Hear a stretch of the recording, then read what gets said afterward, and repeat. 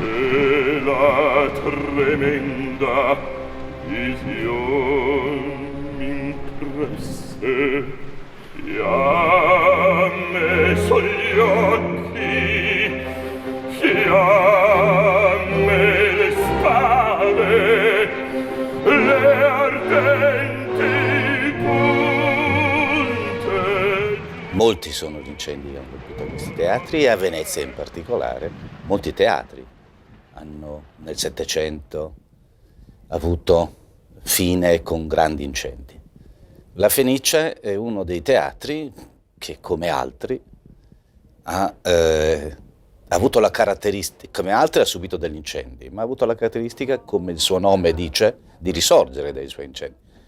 Il teatro La Fenice prese fuoco la prima volta nel 1835 e in un anno fu ricostruito, risorse. Perché avrebbe anche quella volta potuto bruciare la città intera. Per fortuna anche in quel caso crolla il tetto del teatro e quindi fa cammino e le fiamme vanno su e il fuoco non si espande nel quartiere circostante. Accorre l'esercito, la marina, suona la campana di San Marco, tutti i cittadini e il podestà, come nella seconda circostanza il sindaco, vanno a buttare secchi d'acqua, a fare la catena umana per cercare di spegnere l'incendio e del teatro si salvano i muri perimetrali.